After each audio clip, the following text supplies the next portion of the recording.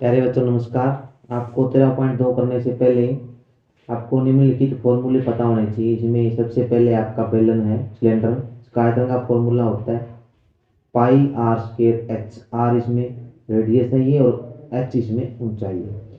शंकु, कोन, कोन का आयतन होता है, जो बेलन होता है उसका 1/3 होता है, तो ये होता है 1/3 पाई आर स्क्वायर एच।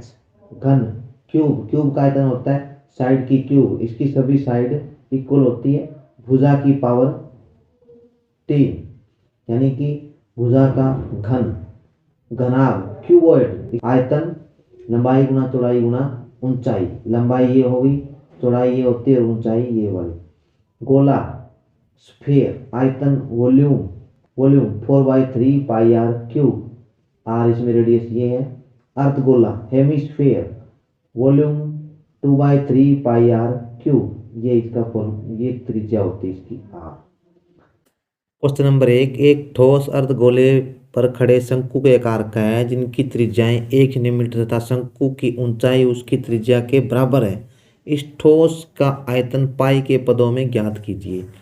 एक ठोस, एक अर्धगोला, देखो ये अर्धगोला है, इसके ऊपर खड़े शंकु के आकार का है, ये शंकु है, जिनकी त्रिज्याएं, त्रिज्याएं कितनी है इसकी 1 सेंटीमीटर।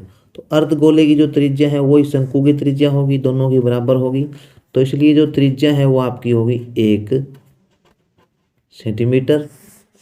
शंकु की ऊंचाई, शंकु की जो ऊंचाई है वो उसकी त्रिज्या के बराबर है। शंकु की त्रिज्या हमारी 1 सेंटीमीटर है, तो इसलिए शंकु की ऊंचाई भी कितनी होगी आपके पास 1 सेंटीमीटर होगी।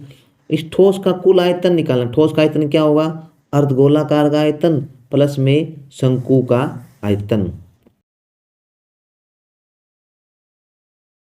तो इस ठोस का कुल आयतन क्या होगा, अर्धगोले का आयतन, इसका आयतन प्लस में शंकु का आयतन। अर्धगोले का आयतन आपका फॉर्मूला होता है 2/3 पाई आर क्यूब, प्लस शंकु का आयतन का फॉर्मूला होता है 1/3 पाई आर स्क्वायर एच।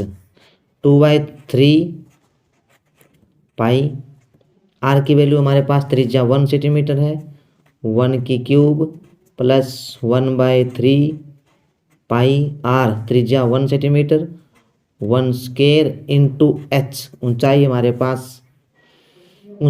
पास है 1 सेंटीमीटर। इसको हल करोगे 2/3 पाई प्लस 1/3 पाई, 1 स्क्वायर 1 ही होता है,